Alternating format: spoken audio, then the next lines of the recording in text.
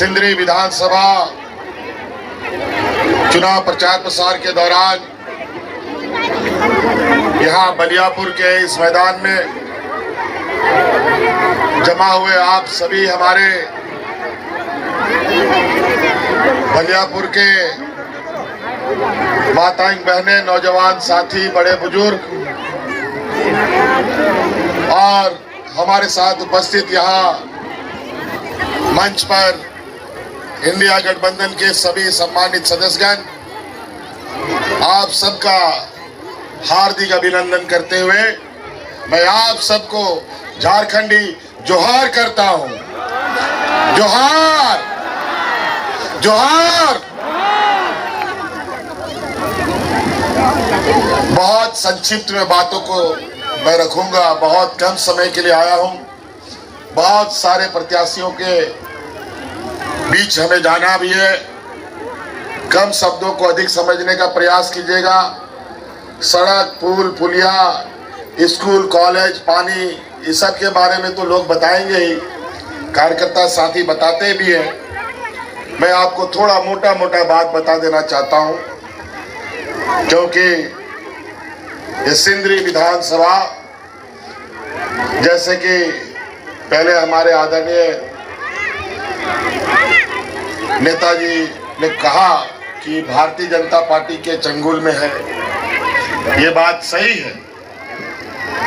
और अब जिस तरीके से हम लोगों ने इस बार महागठबंधन बन करके एक मजबूत अलायंस बना करके जो कार्य योजना तैयार किया है, इस राज्य से भारतीय जनता पार्टी का जड़ को उखाड़ देने का हम लोगों ने संकल्प लिया है। ये सामंती विचार, ये सांप्रदायिक फैलाने वाले लोग, हमारे बीच समाज में जहर बोने वाले लोग, इनको अब झारखंड से खदेड़ने का हम लोगों ने संकल्प लिया है। ये आदिवासी, दलित, पिछड़ा, मजदूर, किसान विरोधी ये जमात, व्यापारियों की ये फौज अब झारखंड में नहीं चलेगा। और इसलिए नहीं चलेगा क्योंकि 20 सालों तक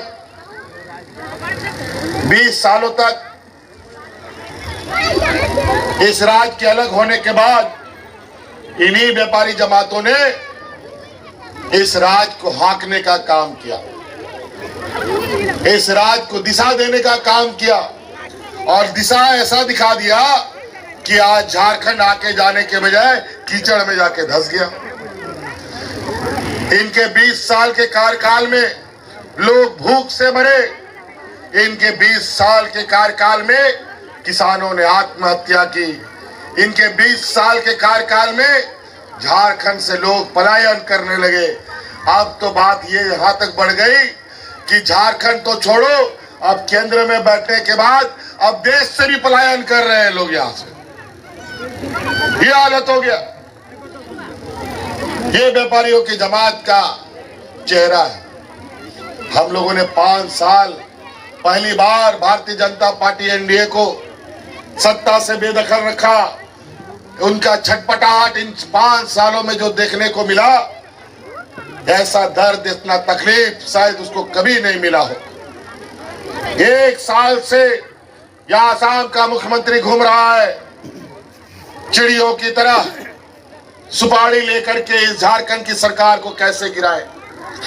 आए दिन षड्यंत्र रचते रहते हैं। यहाँ तक सरकार तो गिरा नहीं सके, लेकिन हमको जेल भेजने का षड्यंत्र जरूर उसमें सफल रहे। लेकिन जहां मैं समझता हूं, गरीब गुरुआ का जिसके ऊपर आशीर्वाद हो, महिलाओं का आशीर्वाद हो, बूढ़े बुजुर्गों का आशीर्वाद हो, मजदूरों का आशीर्वाद हो, तो उसका कोई भी बाल बाका नहीं कर सकता। इन 5 सालों में जो हमने चुनौतियां देखी, 20 साल में कभी भी किसी सरकार ने इतनी चुनौतियां नहीं देखी।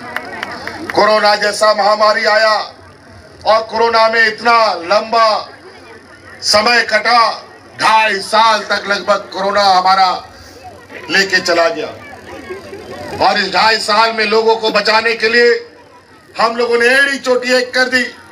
ऐसा महामारी जिसका आता ना पता, कौन सा दवा लगेगा कौन सा दवा नहीं, कुछ भी पता नहीं। आज इस कोरोना से जंग लड़ते लड़ते हमारे दो मंत्री भी शहीद हो गए। हमें बड़ी कीमत चुकानी पड़ी। भाई जगन्नाथ महतो, हाजी हुसैन अंसारी साहब कोरोना के साथ निकल गए और इसी कोरोना का मार हमारे भाजपा के भी विधायक यहाँ पर आज के दिन में भी ऐसे स्थिति पर है तो पूरा लोग जानता है।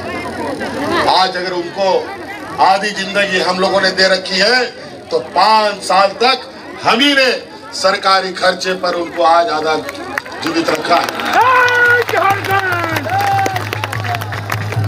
और भारतीय जनता पार्टी यही लोग ये कोरोना में फर्जी दवा सबको ठुकवा दिया। ऐसा दवा ठुकवा दिया कि आज के दिन में लोगों का मृत्यु दर में बढ़ोतरी हो गई है। और उन्हीं लोगों को इन लोगों ने दवा बनाने का जिम्मा दिया जिन लोगों से इन लोगों ने चुनाव में चंदा लेने का काम किया है। अरबों खरबों सबके साथ धोखा, पूरा देश के साथ धोखा। ये पैसा के लिए कुछ भी कर सकते हैं। आज इसीलिए इस राज्य में जो हम लोगों ने 5 साल इस राज्य के गरीब, मजदूर, किसान लोगों के साथ खड़ा रहने का काम किया, 20 सालों में कभी नहीं हुआ। हम लोगों ने मजदूर के लिए ऐसी नीतियां बनाई, देश में पहली बार इससे मजबूत नीति कहीं नहीं बनी। आज हमारे मजदूर चाहे केरल में हो, तमिलनाडु में हो या विदेश में जाकर के फंस गया हो या मर गया हो, उनको छुड़ा करके वापस घर पहुंचाने का काम हमारी सरकार करती है। अनेक लोगों को हमने छुड़ाया, अनेक लोगों की पार्थिव शरीर उनके घर पहुंचाने का काम किया। नहीं तो पहले मजदूर जहां का तहां मर जाए, कोई लाने वाला नहीं। ये स्थिति था। आज के इस कोरोना की लड़ाई में हमारी महिलाओं ने सबसे अधिक हमारा साथ दिया था। ये मजदूर प्रधान राज्य है, या सबसे अधिक मजदूर है। कोई मजदूर अगर एक दिन काम नहीं करता, उसके घर में चूल्हा भी नहीं जलता है, उसका पूरा परिवार को भूखा सोना पड़ता है।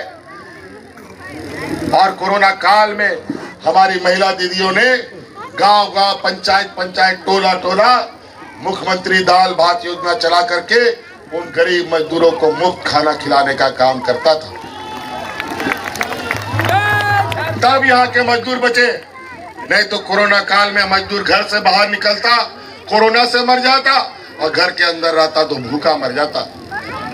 इनके डबल इंजन की सरकार में लोग हाथ में राशन कार्ड लेकर के बात मर गया। कोरोना जैसा विपत्ति में भी हम लोगों ने एक भी मजदूर को इस राज्य में नहीं मरने दिया। और महिला दीदियों के सहयोग से पूरे राज्य को बचाने का काम किया। और उसी समय हमने संकल्प लिया, इस राज्य की महिलाओं को उनके पैरों पर खड़ा करेंगे, उनको मजबूत करेंगे। और आज उनके लिए मुख्यमंत्री मैया सम्मान योजना हमने लाया है। आज राज्य की सभी महिलाओं के खाता में 1000 टका जा रहा है। जा रहा है कि नहीं जा रहा है मैया लोग बताओ? जा रहा है? चलिए बहुत बढ़िया। अभी बबलू जी को यहाँ जिताइए, भाजपा के चंगुल से इस सिंदरी को बाहर निकालिए और फिर सरकार बनाइए। हमने संकल्प लिया है अगले 5 साल के भीतर में आपके खाते में 1-1 लाख रुपया पहुंचाने का हम आपको वादा करते हैं। और उसका जो पहला कदम पड़ने वाला है, हमने निर्णय ले लिया है कि अभी तो अगला महीना, अभी का महीना का पैसा आया कि नहीं? नहीं आया कि नहीं? आ रहा होगा, आजकल में आ जाएगा या आ गया कई जगह। तो चौथा किस्त आया कि नहीं? चौथा किस्त चलो ठीक है। अभी दिसंबर में जो है ना, जो 1000 टका है वो 1000 बढ़ करके 2500 हो जाएगा। ठीक है, चिंता मत कीजिए, अभी धीरे धीरे बढ़ेगा साहब, लेकिन सरकार आपका होना चाहिए, मूलवासी आदिवासियों का सरकार होना चाहिए, मजदूर किसान का बेटा होना चाहिए आपका जनप्रतिनिधि। इसीलिए आप बबलू महतो को हर हाल में जिताइए। आज के दिन में भी हमारा गांव देहात इतना गरीब है जो छोटा छोटा जरूरत के लिए बड़े बड़े महाजनों से कर्जा लेता है, 5,000 10,000 टका, चाहे बच्चा का फीस भरना हो, चाहे कोई इलाज करना हो, चाहे वो बिजली का बिल का भरना हो। अगर समय में बिजली का बिल नहीं भरते हैं तो पुलिस और कोर्ट कचहरी हो जाता है। अगर समय में फीस नहीं दो तो बच्चा को स्कूल से बाहर कर देता है, निकाल देता है कि नहीं। लेकिन आज आपका वो बोझा हमने अपने कंधे पे लिया और आज आपका सारा बिजली का बिल का बकाया हमने माफ कर दिया। बिजली का बिल माफ हुआ कि नहीं? हो गया? बोझ हल्का हुआ कि नहीं? पूछो भारतीय जनता पार्टी के लोगों से कि 20 साल तक कौन सा गरीब का बोझ तुमने घटाया, कौन सा किसान का बोझ घटाया?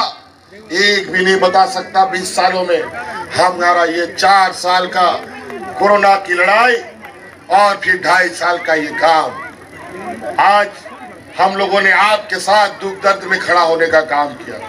यहाँ किसान आत्महत्या करते थे, पहली बार 20 साल में हम लोगों ने किसानों का ऋण माफ करने का भी काम किया है।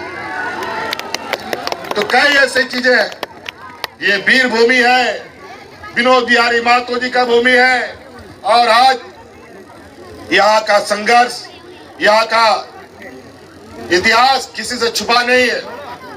आदरणीय दिसोम गुरु शिबू सोरेन जी आज बुजुर्ग हो गए, नहीं आ पाए, नहीं तो वो जरूर यहाँ होते। AK राय अब इस दुनिया में नहीं है, विनोद बिहारी जी इस दुनिया में नहीं है। आज उनके संघर्ष के हम बच्चे हैं, उनके नई पीढ़ी है, हमें उनके संघर्ष को नहीं भूलना चाहिए।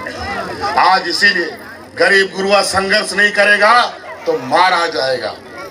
और आज आपका नेतृत्व करने के लिए हम लोगों ने पूरे महागठबंधन के साथ, पहले हम लोग भी आपस में छीना झपटी करते थे तो दो आदमी लड़ाई लड़ता था, तीसरा लोग फायदा उठा लेता था।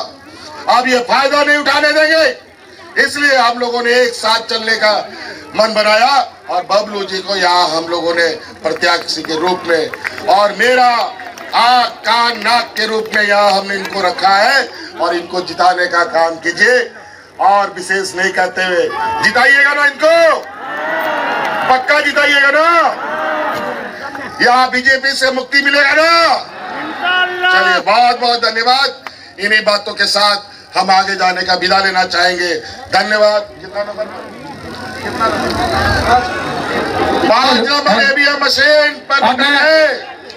हाँ, और झंडा के लाल झंडा पर 3 तारा का निशान। सभी लोग, आप लोग भारी मतों के साथ उसमें बटन दबाकर इनको विजय बनाएं ताकि यहाँ के मजदूरों का हाथ मजबूत हो सके। धन्यवाद। जोहार।